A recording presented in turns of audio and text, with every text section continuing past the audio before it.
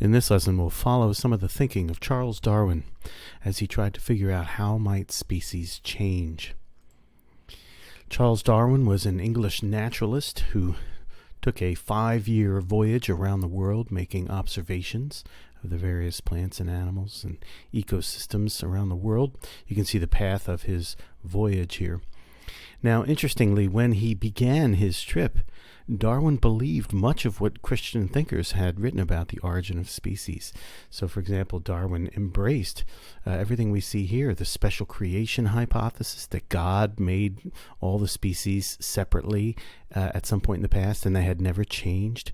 Darwin embraced the design argument that God designed and then made all of the adaptations that creatures have. But when he arrived home, his prior belief in the unchanging nature of species was shaken. His observations, especially from the Galapagos Islands, steered him to the opposite and radical conclusion that species did in fact change. So this is his home. It's south of the city of London in England, and it is here where he's going to take pen to paper and write one of the most famous and influential books in all of science. The title of the book is called The Origin of Species by Means of Natural Selection, subtitle, or The Preservation of Favored Races in the Struggle for Life. And it's fair to say that this book is one long argument against the special creation hypothesis. Darwin's going to argue that all the different kinds of observations that he and others have made will lead to the inescapable conclusion that species are not fixed, that species can change.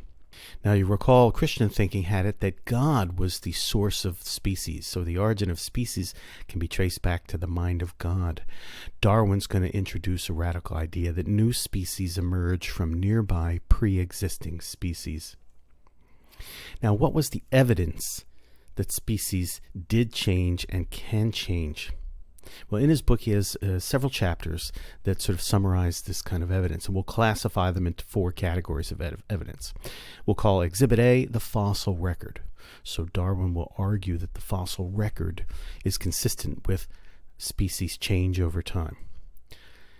Exhibit B, the distribution of species around the world, Darwin thinks, is best explained by the capacity for species to change. Exhibit C, comparative anatomy. By comparing the structure, the anatomy and physiology of different species, Darwin argues there is evidence of the common heritage, the common ancestral relationship between species. And then Exhibit D has to do with classification, the fact that we can classify species based on similarities and differences. Darwin thinks this is best explained by the concept that species change over time. Now, the mass of evidence and observation that he brings to bear on the question of species change led many readers, and certainly moderns today, to accept that it is a fact that species change. The further puzzle then, of course, was how did species change? And so when he returned from his 5-year journey to his home south of London, he spent some 20 years reading and experimenting and corresponding with others and taking regular walks around his property to think and synthesize everything he was learning. Now, Darwin wasn't just a reader and a thinker. He was also a doer. This is his greenhouse where he actually conducted various experiments on different kinds of plants.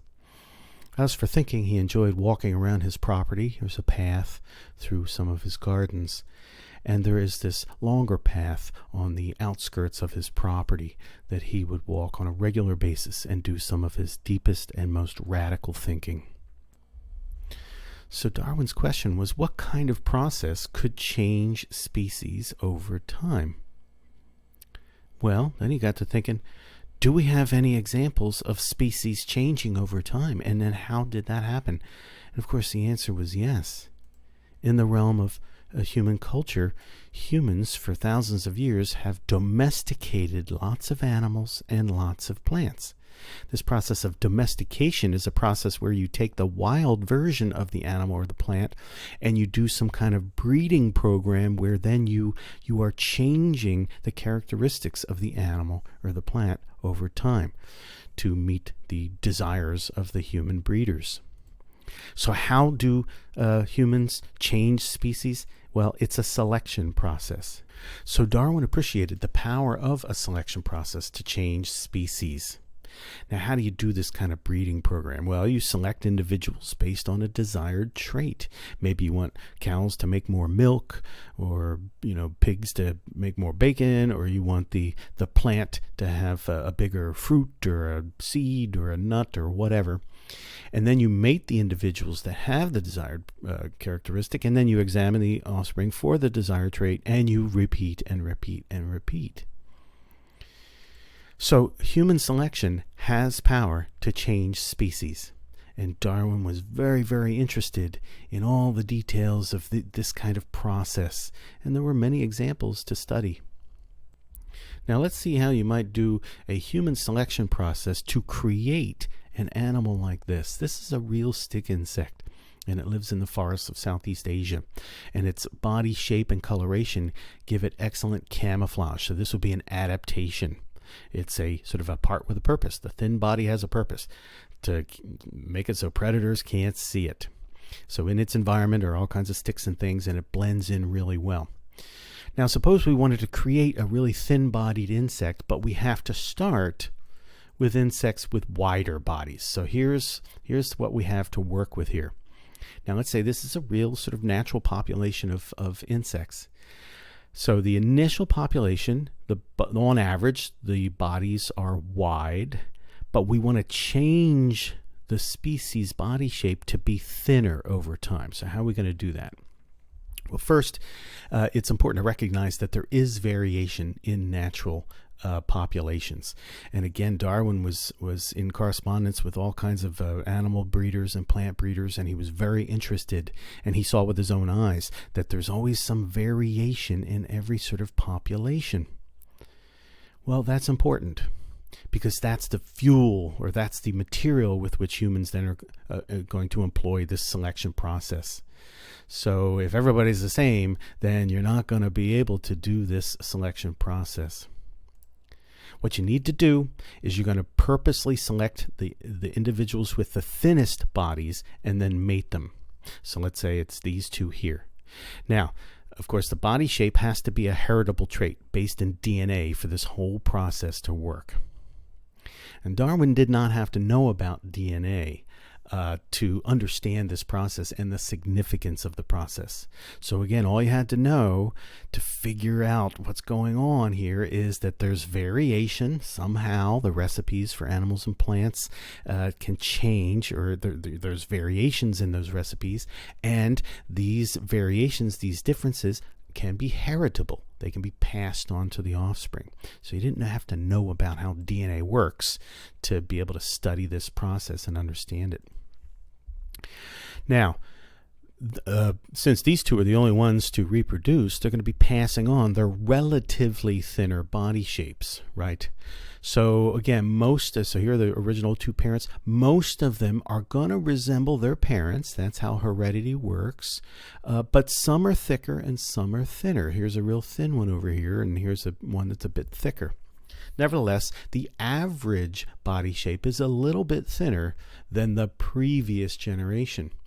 And you see already we're starting to see an effect. If you're only allowing the thinnest bodied individuals to reproduce, you're going to be skewing. You're going to be changing the average body shape. You're going to be making it thinner. So of course then you're going to repeat that process in the next generation. Get the thinnest ones, here they are here, and mate them. And now again you're going to generate the next generation, and on average the body shapes are going to be thinner. So we have achieved our goal here. The average body shape is indeed thinner. How did we do it?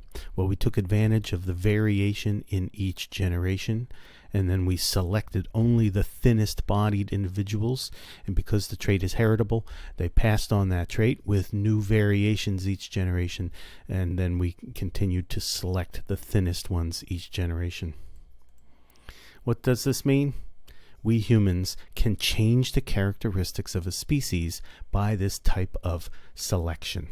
Now let's see what would happen if there was no selection going on here. Again, we start with the population with variation, but if the body size doesn't matter to survival, and they all sort of get to breed, well, then they're all going to be passing on their particular body shapes, and we're going to get no average change in body shape in the next generation. So if everybody gets to reproduce with equal success, then you don't get this change in body shape over time. See, what selection is doing is it's favoring some traits of some individuals. They're the ones that get to be the parents of the next generation. And so that's having an influence on the average characteristic of the individuals in the next generation. So with selection, you can steer the population towards this particular end, because this was our desired goal. We were selecting for thin bodies. Without selection, the body shape would not change over time. So we've come to an important insight about the biological world. Species are not fixed. Rather, species could change. And we know this through direct evidence. We have changed species over time by this process of selective breeding. So what this means then is that animals and plants, they have recipes that are variable. There are differences among individuals in a population. And if there's something that is favoring some particular traits over others, well, then the characteristics of the species will change over time. So human selection has the power to steer a population to have whatever desired characteristics we want. For Darwin, that led him to think perhaps there's a selection process happening in nature as well. But what was doing the selection? Well, some process in nature that worked like human selection, but without conscious intention or purpose.